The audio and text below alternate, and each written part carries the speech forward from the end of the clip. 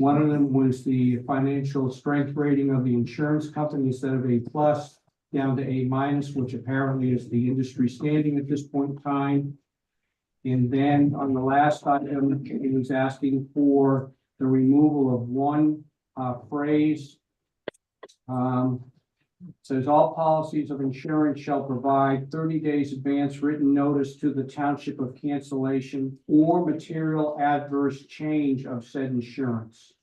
The developer and Wawa shall furnish a certificate of insurance evidencing coverages. They've requested that the phrase or material adverse change of said insurance, because their carrier said since these terms are not defined, they would prefer them not to be in the agreement. And again, the board should be aware that I've reviewed the changes. There were several changes that I did not want to see made, and they were not made. So there's been some negotiation with respect to those items as to the assignment provision in the development agreement number 14. The agreement initially did not have enough meat to that section. So I'm looking at the section now, and it says that must be a full assumption of performance of all duties and deliver a letter of credit in the amount of 110% of the cost of any remaining improvements, and the asset still remains responsible. So that's the language I wanted to see, and that's been put in. And as to number 24, where the carrier said they would like to get rid of the fact that there was a material adverse change, they also wanted to get rid of the 30 days advance notice. And I said, no, I'm not going to agree to that. I'll agree to the material change because it's not defined, but I want to continue to keep in the agreement that 30 days before that policy would get canceled, the township knows about it, so it can do something. So with those changes, that agreement meets with my review. There'll be a motion to reaffirm the approval of the developers agreement as it now exists. Because it was already signed, so this reaffirmation will need to have then the agreement re-signed by the. Does it need to be re-signed by the original supervisor? I think no. No, Because Yeah, were you your supervisor at the time? this was in December. Oh, This is just for the Wawa portion. okay, right. You want to hear a motion on the reaffirmation of the developers agreement as presented? So moved. Motion by Mr. Albert, second, questions? All in favor? Aye. Aye. Aye. Thank you. The last item had to do with the Wawa Sample LLC. After there was some tweaking in terms of what bank was actually going to be providing it, that was finally resolved with it coming from PNC Bank. And Ron wanted to make sure that there was a section in there that required to be at least 60 days notice being provided. When we got the draft from PNC for the letter of credit, it actually provides for 90 days. So I think we've provided that. And so we'll be asking for an okay on that so that PNC Bank can sign that letter tomorrow and get it delivered to the township in the next 48 hours. Give me a moment. Yes, there are two letters of credit that are being discussed. One is for the, I guess, preparation of the pad and getting it ready, and that's under DEP Mosier. And then one is to actually build the facility, and that's under Wawa. There was a question with respect to some of the language in the letters of credit.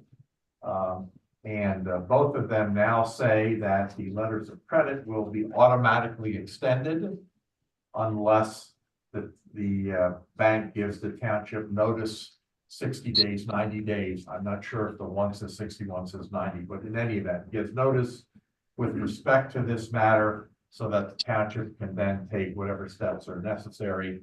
And again, without having to jump through any additional hoops for an automatic extension, so that you don't have to worry come a year from now, gee, is this going to have a problem, etc. Because they have to give you notice if they intend not to renew. So the numbers are correct.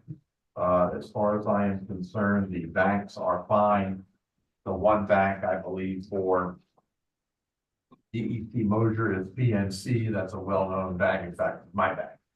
The one, It's your back then. Yeah. You're like, that's good. Yeah. and the one for, Wawa, I believe is the same also. So the numbers match. In fact, the number for phase one is a little higher than what our esteemed engineer put in. He had put in 803 and some change, and the letter of credit for phase one is like 800 and I think it's 899. 899, almost 890. So I'm not sure why there's a change, but the more money, the better, as far as I'm Good thing concerned. it's So, your bank. so as far as I'm concerned, And those letters of credit. need to and the be detail as to how we got to that number is specifically spelled out in the developer's agreement. So there's no question as to how we got there, but it is spelled out. So those two letters of credit do meet with my approval. Do I hear a motion to approve the 2 letters of credit? Are we accepting them or accepting the letters as presented or? But just that the language is fine.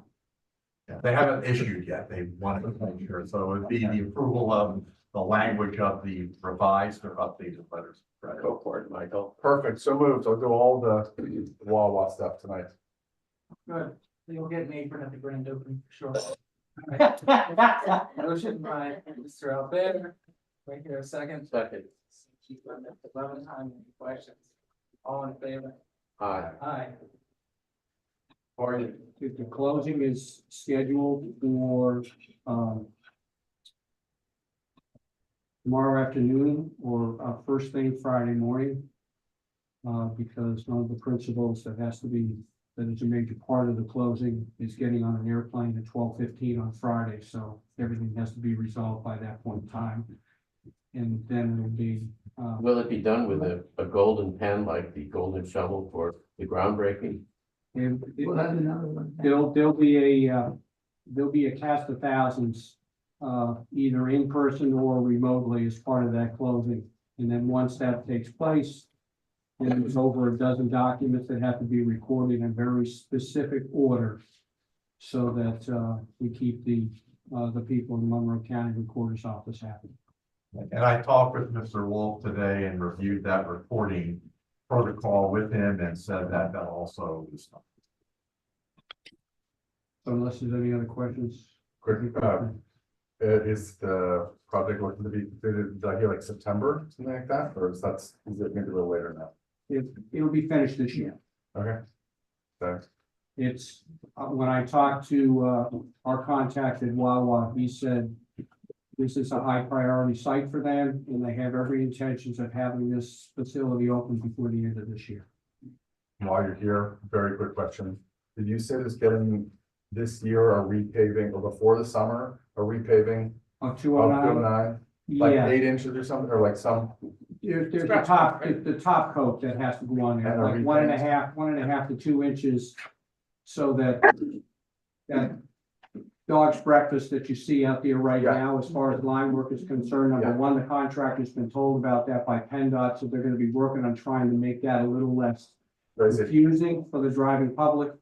But come the springtime, when they come back, for the third year, for a project that was supposed to take one construction season, they will be cleaning up a little bit. They'll be putting the pork chop in, which but is, this top coat, is that gonna happen sooner than spring or is that spring? no, that'll be in the spring. You have to Okay. wait till the plant's open back. Yeah, up. I would, yeah. Yeah, we'll wait until the plant's open back up. You'll put the pork chop, which is a raised island in the middle of the road at Music Center. So it makes it clear that that's just right out and right in, no Mhm. cross-traffic movement. Mhm.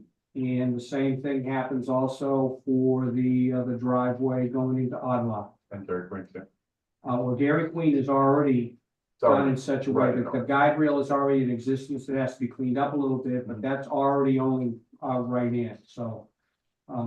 Now, that's not to stop, depending on the time of the day, if there's no traffic, doesn't stop somebody from making those left-hand turns anyway, but the intent was with this, that, the only cross-traffic movements you would have would be at the signalized intersection.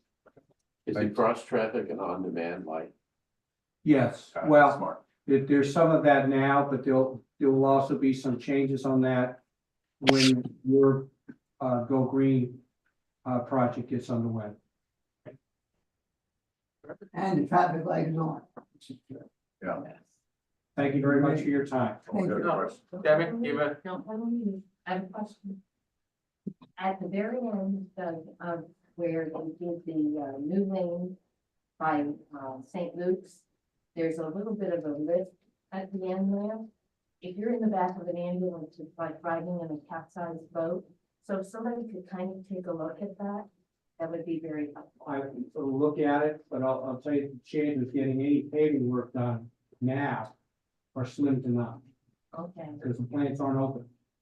well, I'll pray for spring sooner, okay, and for Boston. I'm praying for spring sooner also. And for Boston, I'm putting that about there to the end, okay? Boston.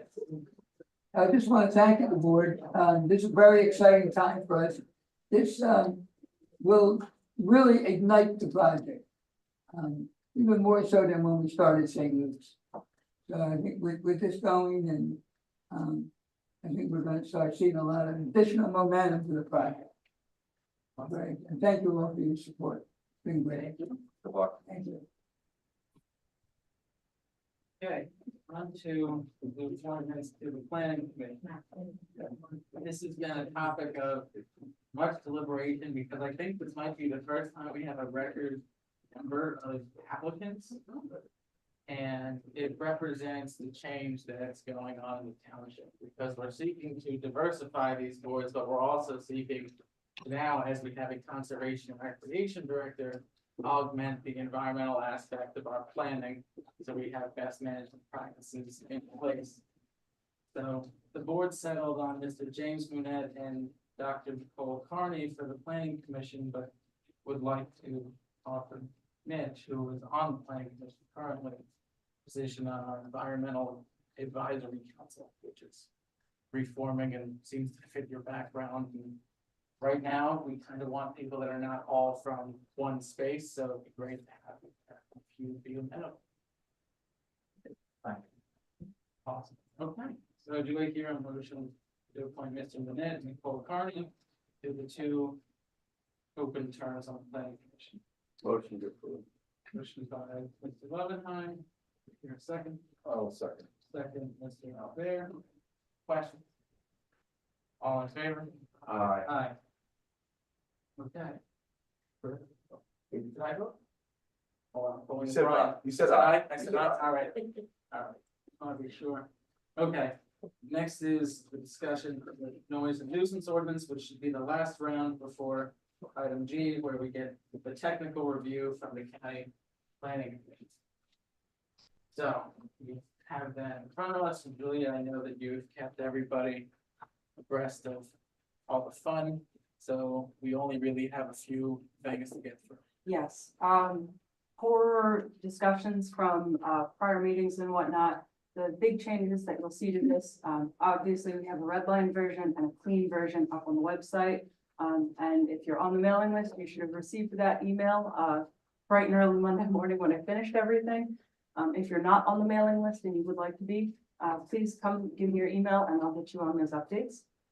As far as changes to this, Robert, you had discussed removing tables 3 and 4 related to the DDC measurements and the octave band measurements. I took those out. I shifted all of the restricted times because some of them were 8 PM to 8 AM. Some were 6 to 9 or something like that. And so in the ease of simplifying this in enforcement, I changed everything to 8 PM to 8 AM for restricted times.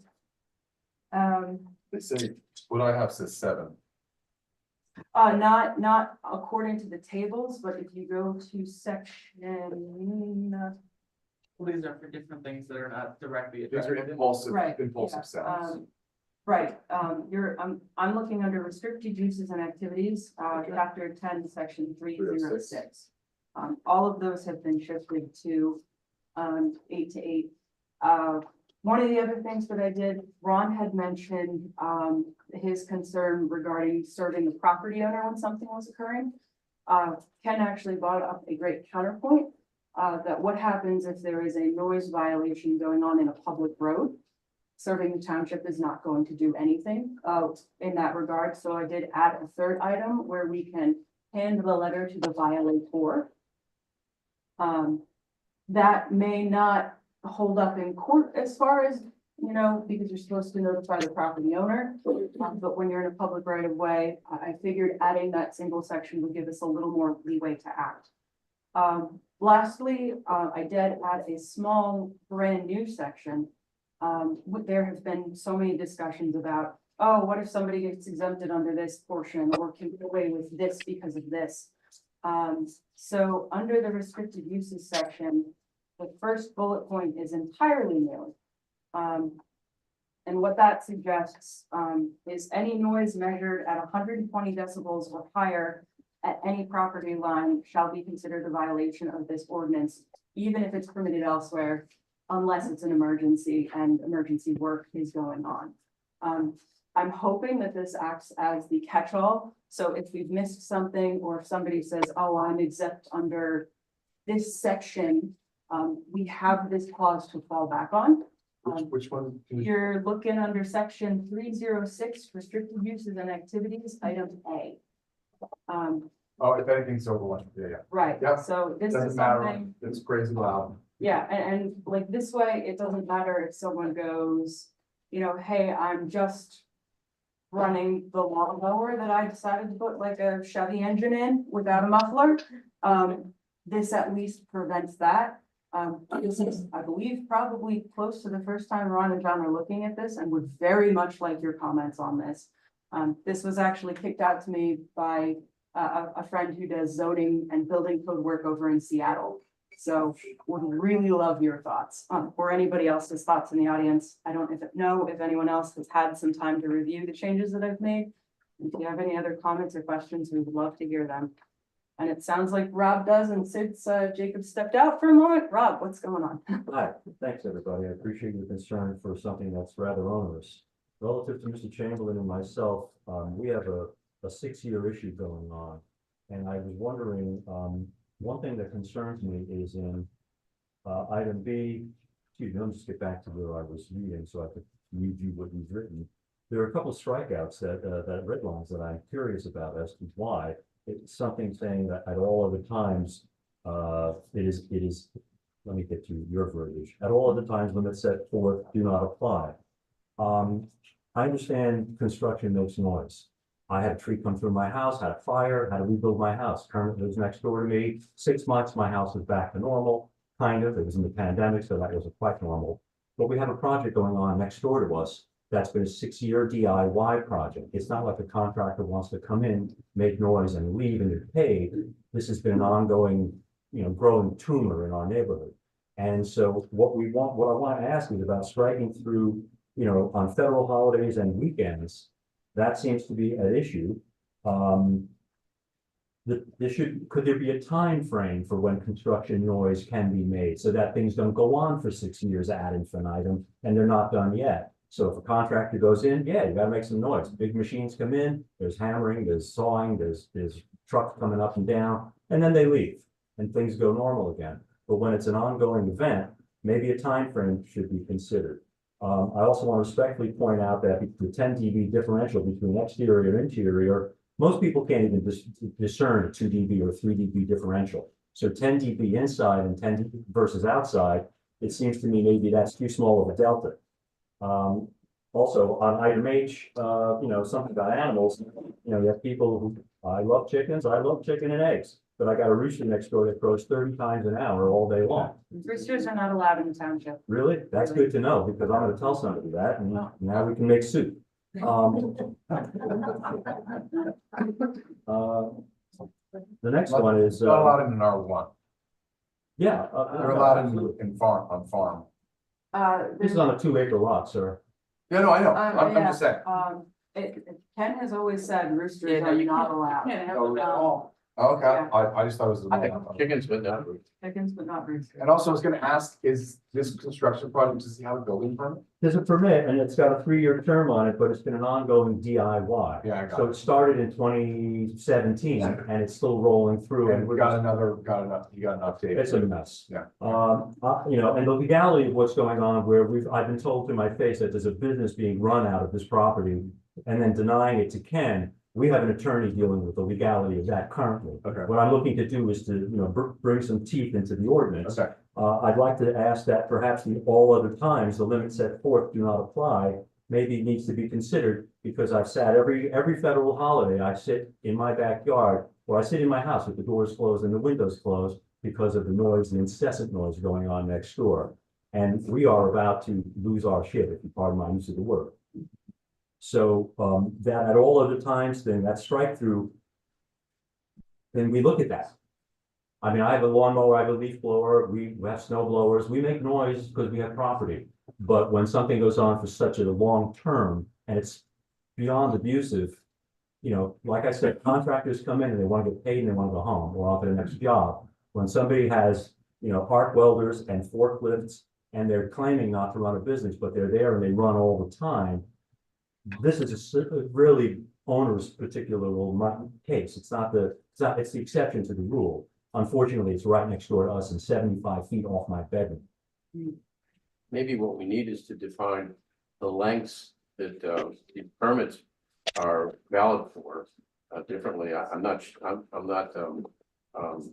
knowledgeable of exactly what it says. There's 3 years on the permit because I took a It picture. seems like a 3-year permit is pretty long. Well, especially if you get to it. That's just like, oh, And the other thing we could do with permits is probably say, national holidays or something like that. Yeah. They're invalid, but, you know, Robert, I could show you a video that was Is this taken something at with permits? 100 decibels and will make you spine curl, and it's on Memorial Day, on Labor Day, and at 8 o'clock at night. And another thing I'd like to respectfully point out, you know, it gets dark at 5 o'clock in the winter, and then there's lights on and something's going, and it just seems, you know, you're working in daylight, that's almost acceptable. But when you got all the Klieg lights on, and you've got something going in a backhoe with no muffler, till about 9 o'clock, 10 o'clock at night. I know 8 o'clock is the ordinance's prescribed time, but again, seasonally weighted. Rick, it's something that we should consider permits. rather I have- than- here, I'm trying to watch the video. oh, I just turned it down. I'm gonna mute people. Sorry about that. Question was to you, Ron, about whether that's a route you go via permit? But is that the code issue? I don't know of any specific time limit for permit, depending upon what you are building, but you can certainly put something in your zoning and building ordinances that say that something that goes beyond a certain time needs either a re-review or re-approval of some type. It's just hard to say. You know, with especially lately with facilities having supply chain problems and other things, it's really difficult. But you can do that. Well, it As seems far as I know, our present ordinance doesn't have any. Seems like time plays forth in a noise ordinance. That's not a different. Sure. well, or is there a way to add more meat? I mean, does this talk about, the fees? It just says we can levy fees if you, that would be set in the fee schedule, so. right, I guess I was wondering, could you also, if someone is breaking any of these rules under their building permit, is there a risk to losing a building permit or something like that? First thing, prohibition. But also could you potentially deny the granting of any permits to someone that's in violation of this? We already have a permit denial ordinance that is. You're on the basis of like sewer fees and property taxes of the township, so could you add that? They wouldn't be able to get any permits or extension. Yeah, or extensions, or, I mean, you don't want to have dilapidated half structures everywhere, so there might Right. need some things that have to be done in order to get the building permit again or something. Yeah, I also ask and suggest perhaps, I'm a DIY guy. I gotta put a deck up, I'll do the deck, and I make some noise when I do it. this is a DIY project of immense proportion. So when there's a contractor who's a permitted contractor with the town, who has a, license to do this craft, they do their craft and they're licensed and insured. When it's a DIY from somebody from Manhattan, who this is a weekend house and they're abusing it grotesquely, is there some kind of fish hook you can put it to something when somebody is not a licensed contractor, but, oh, I'm doing it myself, but they're doing it like just under the radar, except we live there and we see it all the time. Is there some kind of an inspection process to go and say, hey, you got a permit to do something, what are you doing here? Well, the building permit requires multiple inspection time, If depending anybody on. went there, they would lose their mind. Well, the main thing that they would have be on fire, life and safety though, because that's really the only one where they go inside unless it's. Well, so there's a difference here though between zoning permits and building permits. Building permits are relegated under the building code, section 403.63, so we can't touch that one. Right. Right. But we could do something as far as zoning goes, potentially. After a quick Google search, I haven't found anything that mandates the 3-year time frame that we have. But I will need to do more research onto this and look into this. Rob, I don't have a fast answer. I didn't For expect this, one, it's been a and- long, a long. Yeah. It also sounds like the main, you're less concerned if it's a big construction project, I mean, obviously that sucks too, as much as the noise. It's the noise and the fact that someone told me to my face they're running a business out of that property. They took me on a tour proudly to show me the office space, and then there's bulldozers Yeah. and arc welders and forklifts and white Sprinter vans there by the half dozen every weekend. And it's a residence, and that they're not even the property owner, and it's a ruse because the property's in the daughter's name, but the father's running a business next door to our property in R1 zoning, and we are losing our minds. I would say that the questions you're asking should hopefully be addressed in another session, which is about, let's say, zoning. With this, or this particular ordinance, it's in chapter 10, which is nuisances, which has nothing to do with zoning. And there are people sitting here who've been experienced terrible disruptions of noise since early October. And this is a chance for us to get to the point where we can at least address it. I'm hoping that we can somehow lock this in tonight so that we can go forward, at least with this ordinance. It might not be perfect, and we can address things like you're talking about at another time. I appreciate the efforts, I truly do, and I know this isn't a, one step process, but it's been, and as much as I sympathize with those who've been abused since October, we've been doing it since October 2017. Sure, okay. Well, I don't think it would be a good idea to outlaw like the work for like power tools, home maintenance equipments under section B on like holidays, because the regular DIY. I mow my would do that, lawn on the but- weekends, Yeah. I use a chainsaw. I mean, he's got a point. Maybe we could say not on federal holidays for power tools, landscaping, not used by non-residential operators, but not all commercial businesses take those holidays. That's Actually, a lot of them probably do work holidays because people come over to people's homes and you can afford that. And again, having my house fire and rebuild, I understand, you want you want the contractors there as many Yeah. days as possible so you could return home. So I'm sympathetic and empathetic to that desire and need. But what we're talking about, as I said, is an exception, not the rule. correct, but I was gonna say, I often wonder if this, because we previously talked about implementing something directly to approach lights. Because the rest of what's on the property is definitely not organized. You've seen it. Yes. any cars on Yes. city blocks? That's against.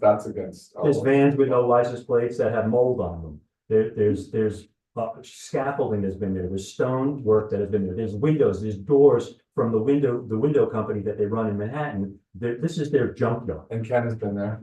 I don't know when Ken's been there. I've spoken to Ken twice, but both times he told me that the patriarch said, this is personal residence stuff. And no disrespect to Ken, but he went with that. But the gentleman told me to my face, yeah, I'm running my business here. So that's why we have an attorney working on this. Well, the blights, I know years ago, there was part of our blight. You can't have more than one vehicle on cinder blocks. Right. Or, It's not on blocks, it's on flat tires. yeah, you can't have more than one vehicle with uninflated tires in our township. Yeah, I encourage you to just take a visit and you'll see with your own eyes and you'll be aghast. Yeah, There's boats, there's trailers, there's scaffolding, as I've mentioned, there's all means of debris and doors and windows and stuff leaning on trees. The trees are leaning over there, there's so much weight on them. And they've cut down every tree. So now what used to be a beautiful green space is now like Lodi, New Jersey. where is this exactly? It's a little strip of asphalt, it's a 200-foot shared road with a cul-de-sac, which by the way, has had boat trailers and gravel piled in the cul-de-sac for 3 years. Okay, I know where it is. Come visit, I'll make you a cup of coffee and give you a tour. Clearly, this ordinance is gonna solve. Understood, sir, I Yeah. appreciate that. That's why we're taking other routes, but if we can put some teeth into something to start, Yeah, I appreciate I that. understand.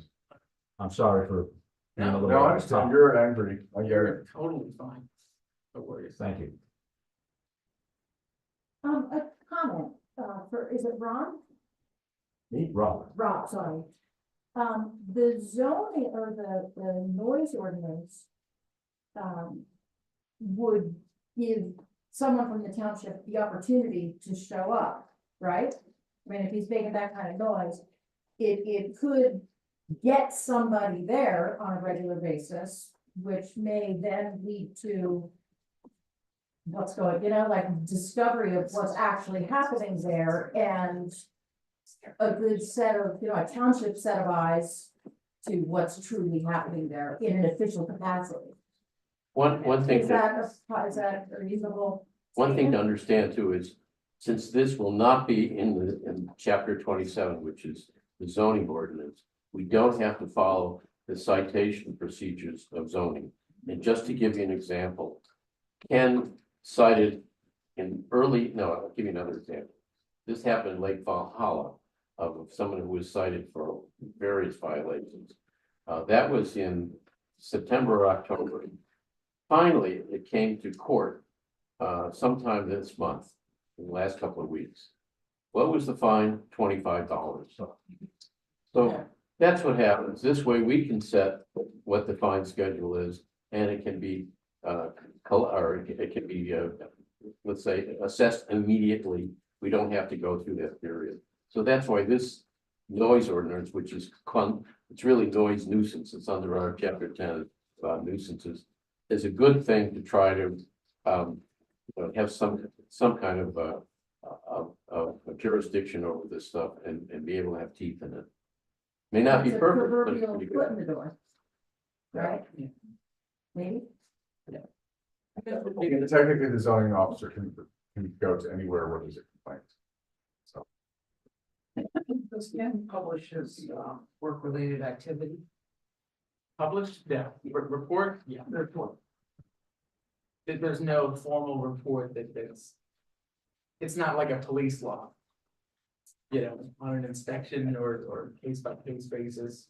He does, make the rounds, but he doesn't.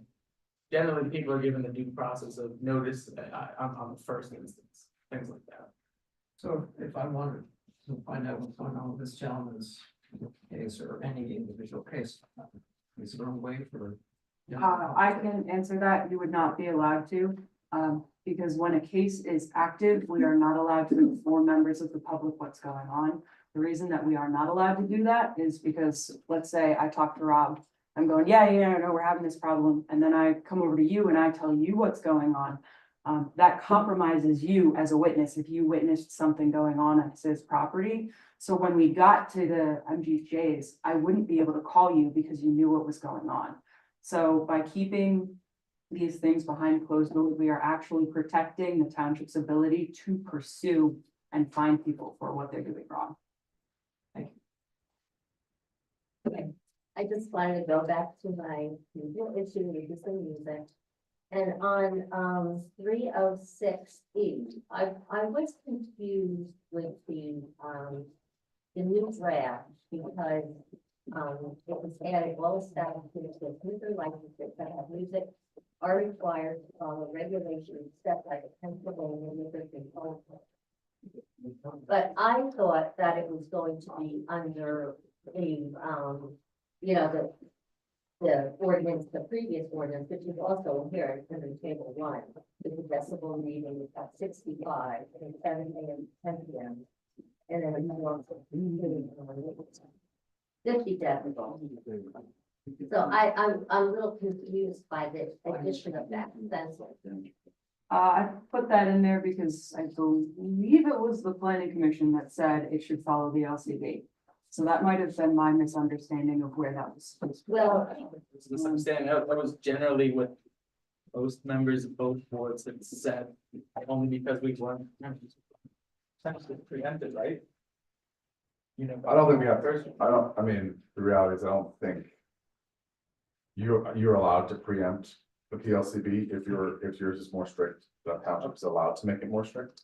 yes, we can supersede. Yeah, you can super, that's the word, supersede. It's totally, I was reading that too. That's the first time I've read this. Follow regulations. I honestly don't know based on that language, whether that means that they can go louder because there's Yes, still. they can, yes, they can go up to 75. No, I know that that's what PLCB says. Mhm. I'm just saying, does that sentence, the way it's written, mean that they're allowed to go to 75? I don't know that that's how that's interpreted. And we should know that, and if that's the desire, or if that's not the desire. Well, actually, you know, those regulations were not set by the Liquor Control Board. That No, was set by the Pennsylvania State State. Legislature. Legislature, And it's enforced by the Liquor Control Board, but they are not happy with this change. Because they loosen the regulations. it was And changed. and with our ordinance, it would tighten it a little bit. So then would the idea be to remove that from restricted uses? So it stays conforming with the tables?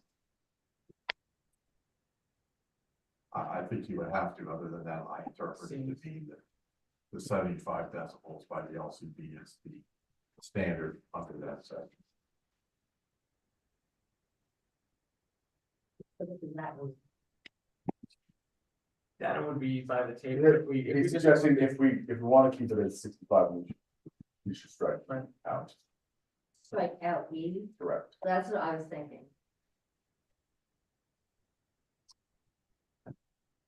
I don't know, I mean, I try to think of, and obviously I am an owner of a business that does that as well. Well, do you go to 75 decibels? No, the reality is I don't know what I go to I mean, we've never had anyone complain, and I actually asked community members, although everyone in this room may have heard it, because it comes up the valley, goes up the river. And sometimes I go, oh gosh, but we're always 10 p.m. on the dot, no more Yeah. music at all. Okay. Well, But I the mean, solution is going beyond 10. I know, and this is where like, there might be times if you're on a particular part of the property line and like direct to where the speaker happens to be, and some bands, where it might be 9 p.m., it might be 5, but I don't know. Probably reasonable to have 65, and I do also think, I mean, I know personally, when the band turns it up, we'll go out and be like, gotta turn it down. I mean, I live in the place I can hear it, and if I can hear my window, I'm like, guys, you gotta turn it down, it's too loud. I mean, I also think 65 is not as loud as we think. Cause what are you hearing? But you know, with the low frequency, that percussion, that's low frequency, Bass. and that travels very Yeah, the boom. far, and it stays in the air. And, Well, that's you know, why I gotta say, I know you removed the really complicated table, but that's why the complicated table is there. Because the lower frequencies, it's supposed to be a weighted mhm. rating, so it's 65 is like. For layman's terms, but it is actually a low, like, it reduces the lower amount. There's Well, it's a not- high frequency and low frequency, and, you know, it's a combination, and it depends on the source. And, you know, there's a lot of factors involved with sound and noise. Yeah, for sure. And I'm just saying, I feel it's unacceptable what's been happening. Speaking of frequencies and the need to muffle a industrial machine, can make a visit out there, because there's no muffler on this 30-year-old John Deere that's creeping around the property. Well, this would require that. Yeah. Sure. but this isn't in place yet. Understood. Yeah. So, So the frequency that we discussed just now, you think it's too complicated to keep in there? That was what we had discussed at the last meeting. For simplification purposes, I don't remember, I believe that was table 3, if I remember correctly. It's still a weighted sound. Yeah. It's still weighted. It says weighted. No, not the C-weighted sound, the octave band sound pressure. Oh. That's gone, Correct. but the weighted sound's still there. C-weighted sound is gone as well. But A weighted sound. is If still present. anyone here can step up and explain that to us, explain terms, great. I don't know what A weighted sound versus C level weighted sound. But that's part of the problem. I agree. The simpler the better, because I was the one that said make the times the same, because Yeah. it's too complicated. Oh, I can do 7, no, you can do 8.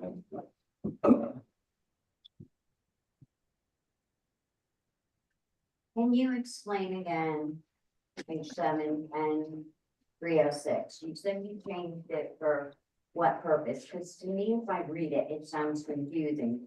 Any noise measurement at 200 points or higher on the property shall be considered a violation of the ordinance. All that means is, even if you're meeting, like, there's certain exceptions, but Right, it's saying no one's accepted if you're. right, Where did that number? That I looked at a sound thing and, let me, before I open my mouth, let me stand by. That whole thing was added just because there was a fear that someone might be able to get away with, well, I'm exempt here, so I'm gonna do whatever I want. Yeah, I mean, there was like some stuff about like athletic events and stuff. I understand it says these for property and stuff, but I feel like that is kind of like a loophole This sporting events, with people's kind of opinions of certain things.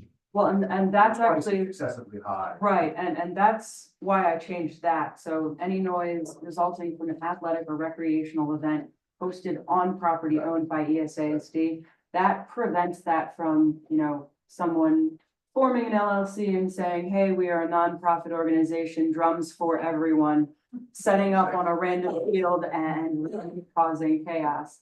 The reason that I picked 120, somewhere between 110 and 120 is what people consider a rock concert. If you go any higher than that, you get into jackhammers, engines, and fireworks, which I thought was excessively loud. Nightclubs vary between 1,000 or 105, and they assume that the sound of a trombone is 110, a loud trombone, but a trombone. So I figured 120 was that point where you're like, this is absolutely unacceptable. We could feasibly consider dropping that lower. The OSHA, it's either 90 or 95, I don't remember, but they say once you hit that point, over a sustained period of time, it is damaging for you to hear. And then I think 140 is considered like physical pain. So I didn't want to allow it to get up that high. I would drop it. I mean, I sent you videos of my front porch, that's registering at 91. Yeah. I can't imagine if it went to 120, I would be like, the other thing is, you have to make sure you're saying 120, is that an instance, or, sustained over a period of time? Just because everywhere else it talks about that, that's. Because you can drop a pen and it can go up to 100, it can, not a pen, but you drop something. That's Well- usually not considered a noise ordinance, it's usually. And that's what I was thinking That's why of I too, waited. for example, like thinking of Tammy's instance. Just sitting enjoying on her porch, Yeah, silence. Like, so how do you say this is an instance versus this is a sustained item when you have something that's occurring? If you only have 5 people, let's say, running motorbikes past your house, how do you? well, Make the that a apps do that, violation. you actually, when you turn on that, the one that's on your phone, you start a time and you see where it goes. So then do we need to add a a sustained level. It's not about sustained, it's like a weight, that's what usually weighted sounds, but the weighted is also weighted by time, I thought. So is that like an average? Like if you go to NUS, what's the app that we were told to download? Like Uh, downloaded? Yeah. In the Osh, it's got big. Big and might have deleted it. NIOSHSL. If you see it, it'll show you like instantaneous level right now, Yeah. like that was just 80. Right now, me talking is an 80 sound level, instantaneous. It's only 60 over here. That's how Right. quickly it drops. But then you press play on this thing, I'm talking, but then I've got breaks in my voice. And so the maximum instantaneous was 65, then I press pause. And it gives me like a weighted. Peak is 96. You know, the level is 60 based on that. So you do have to have some time, otherwise you can have like crazy peaks. Whereas what you're hearing, you're probably heard 90 over a 10-minute period, but you're probably getting 120 peaks. I can only say this. I've been with it since the beginning. When I read this latest draft, I read it with 3 criteria. How does it work for Rob? How does it work for Tammy? How does it work for Lynn? And I really did. I feel you're all protected here. It may not be perfect, but I think rather than trying to find every possible reason why we need to, to fine tune it, I would say pass it, see how it works. And if there's a problem, we can always come back and add something to it, but at least we've got something that's a law. And right now we don't have anything. And this has been going on since the beginning of October. No, enough. Let's get it done. Yeah, well, I just have a question though on that, and you had said that to me previously. If you keep EN about the establishments, so the establishments will be under the regulations of the Liquor Control Board. Well, it's really the state legislature rules, and also under the ordinance rules.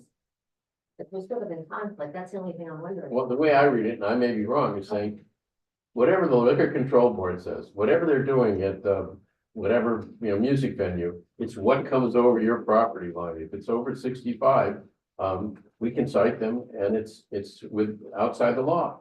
So in other words, Am I right on that? I think the thing is, if the goal of the board is to keep alcoholic bars in keeping with 65, then you should strike E. If the goal is that liquor licensed places can go to 75, then you should keep E. That's the difference. Well, what about if bar says, okay, I can put up sound baffling stuff, it's gonna be on my property, but it won't go a quarter or a half a mile away from me and be at the same level, it'll be at 65 then they could have both, right? No, PLCB is the same as ours because it's measured the property line. At your property, at the bar's property. Yeah. That's what the 75 is meant to be. The 65 is at the property of the property line. Is that true? I believe so. Am I right or wrong? So so. according to the definition of property line, the real property line is either the vertical boundary that separates one parcel of property from another, residential or commercial property. The vertical or horizontal boundaries of a dwelling unit, if it's a multi-use dwelling unit, or on a mixed-use property, it's considered the vertical and horizontal boundaries between the 2 portions of the property. And that's the I'm property saying that, receiving property, that's what I'm looking at on page 7. Receiving residential property or residential portion of multi-use property. Receiving property category, that would be at their property line, Right, correct? so if you have like Lynn, who is complaining about a noise, it would be measured at her property. Correct.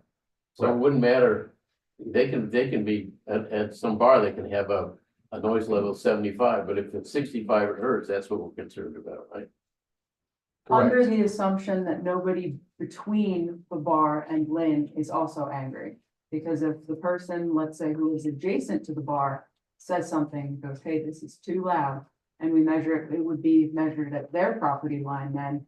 And then, let's say it was, 70 right there, then we'd have a problem. Well, you have two property lines that are adjacent, that's a problem, right? Right. One is 65, one is 75. No, but it's not, I think you just struck out E, just make it easier. Strike out the 75? Yeah, just because it's gonna Okay. be, they have to stick to that rule no matter what to maintain their liquor license, so. You don't even have to say it. Boroughs is more thorough than the LCB, so Yeah. people get cited on Main Street all the time. Yeah, When the LCB is actually more lenient than it Stratboro. didn't used to be, pre-COVID, you could have, you could zero. You have zero music outside your building, your property line. So now, I think we should just get rid of E as well. Yeah. It is complicated. It's making it slightly more strict. I would rather, like you said, strike it because, as you say, if it really doesn't work, then we can just change it. We don't actually, we did all of this because we care and as a courtesy, but if there's something technical like this that has to change in a couple of months, we can just do that. I gotta say, I didn't know that it was about the receiving property line. I like that because you could have a situation where someone's complaining on their property line just because they don't like somebody and it's only 40 on their property line and the people next door, they don't really care. And it's 67 or 68, but that's not something where they can be cited unless that person complains. Is that correct? That's how we work it. I think that's good. Okay. Yeah. What do we do next? We gotta strike out E, we gotta, Did you want to keep 120 at 120? Did you want? I to don't reduce know, I that? don't know if we should. There is Sarah a, should bring it down. Yes. there is a portion of the ordinance on page 7, 305B, that says impulse sound, and that has it at 80 decibels. It's, I think it's usually termed as instantaneous, Things to consider. instantaneous level versus, I mean. I think there has to be a way of measuring time in a minute to 1 minute. Any minute you choose, but a minute time frame. I don't know. That's a technical question. I don't know the answer.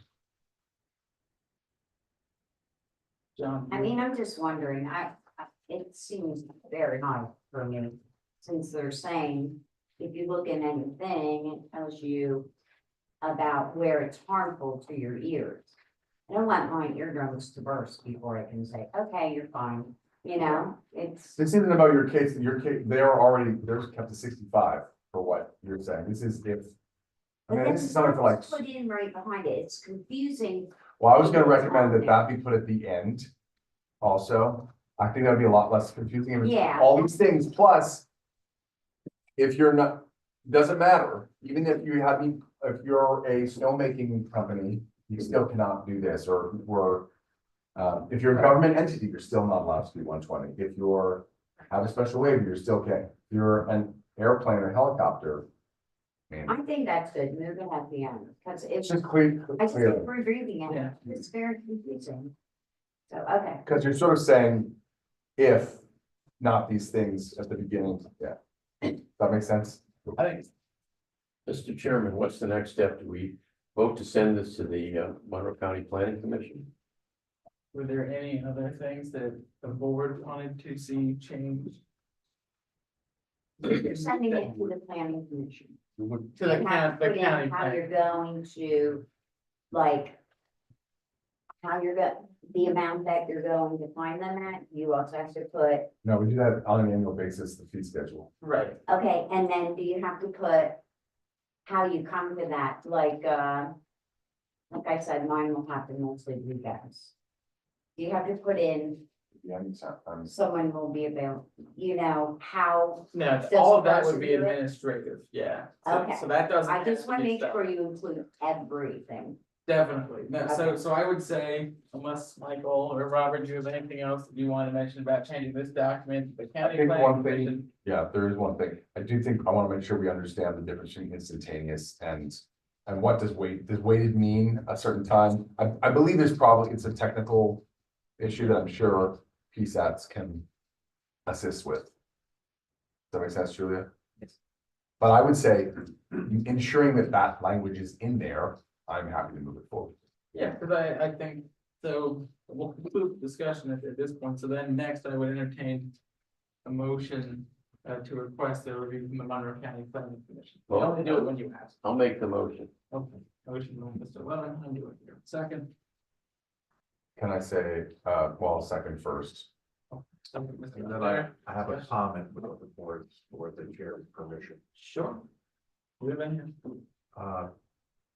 Since this is not a zoning ordinance, it doesn't need to be reviewed by the Monroe County Commission. If you want to have them review it as a courtesy, Right. that's fine. I just understand this is Correct. not a requirement like a Correct. zoning ordinance.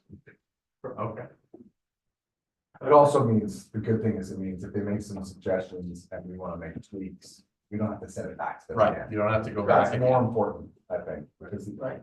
it's still good to get their input, but if we make a little change because of their input, we don't have to wait another. As long as they're aware it's not a zoning ordinance, because then they'll say you have to send it back to us and you change it, blah, blah, blah. My what I might want to make amendment to the motion that, with the striking out of 10306E. Yeah.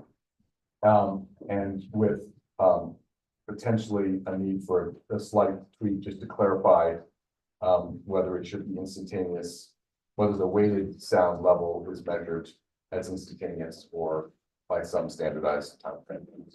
Does that make sense, Will you Robert? incorporate that into your motion? I'll incorporate it. Okay.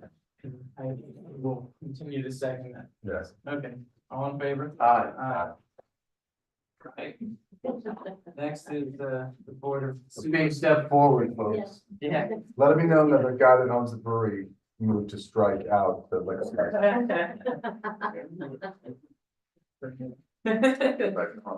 Next is the Board of Supervisors report.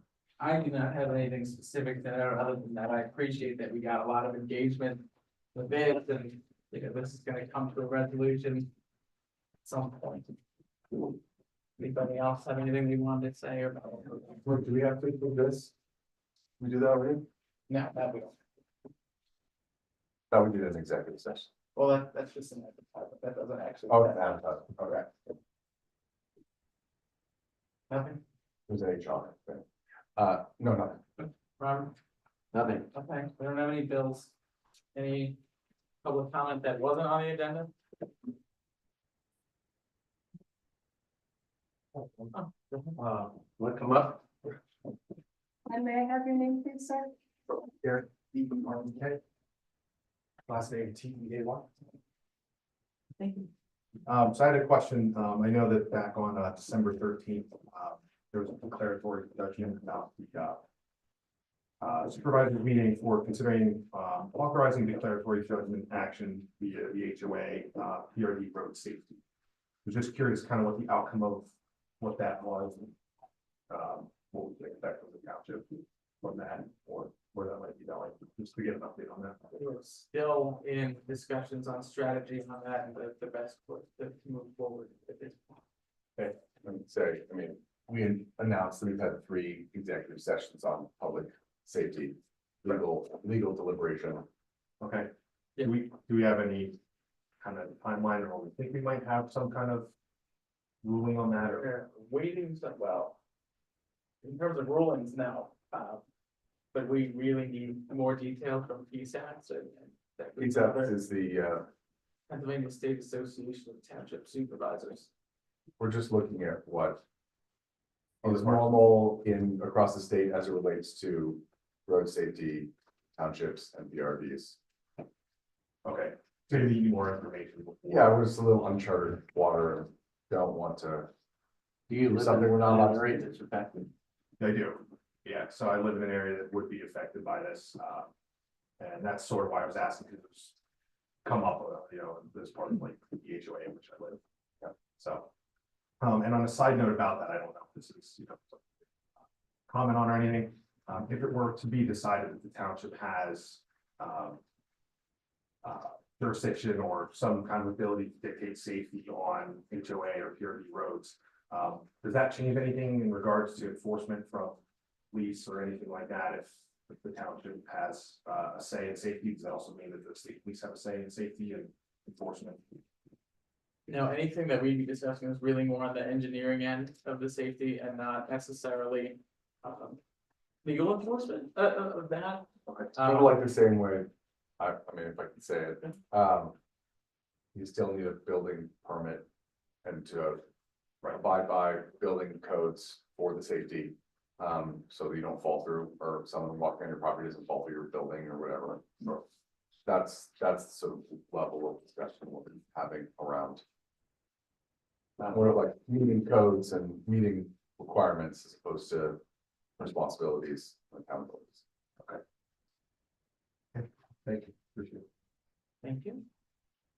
That makes sense. And sir, engineers. That said, I'll entertain a motion to adjourn. I have one more question. This is Joanne Norris. Okay, Ron had said in his report that he had done some work for the Shawnee PRD again.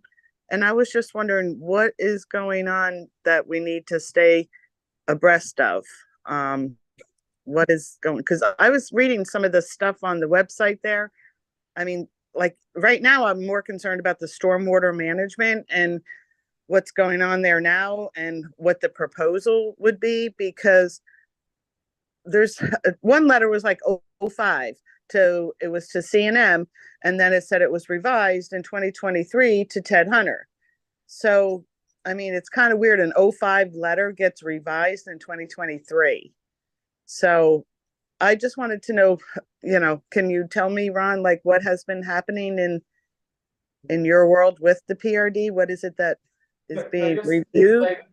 Can I just say, this is Jacob, what Ron was referring to in his report was not necessarily with regard to the PRD development, so much as it was related to public safety and roads. It was not relevant to anything like that. It's not related to your project you're talking about. The Shawnee Valley. The Shawnee PRD Shawnee stage, something, whatever Ted Hunter is doing. We've been talking about what was just being asked of us about road safety. But what you're referring to is the development of 1B, stage 1B. Correct. Yeah. The one that has no road access. That's what my question is. What is with the road? They have it's landlocked. They have no road access. Joanne, they're two separate projects entirely. What Ron was working on does not relate to Ted Hunter's project. Okay, that's what I was wondering because I thought it was. All right, so I just got to stay. I just want to stay on top of this project, so I just don't want to miss anything. That's all. Yep. Yeah, it was not related to. Okay. All right, thank you. We have no power up here, by the way. We haven't for 24 hours. It went out 5 o'clock yesterday, and I got a voice message, like a automated phone call, said 11 p.m. Okay. Well, about 5 o'clock, I got another voice automated, said 11 p.m. January 11th, tomorrow night at 11 p.m. I don't know, MedEd, and I guess there's, it's just like from my driveway up, there's no power. I don't know if anybody else knows that. And with enough power. My You got our car was on at 5 tonight, Joanne. I had 6 outside of my house all day. Huh. Yeah, I don't know. It's crazy. It rained and we lose power for a few days. Just happened about a month ago. Same thing, but we got our generators going, so that's all we can do is hang in there. Or the supervisors. Awesome. Well, be safe and let us know. All right. Yep. Yeah, I just, Mosier's Knob up here. We're in a different world. Talk to you later. Thank you. Dan, do I hear motion to adjourn? Motion to adjourn. Second, all in favor?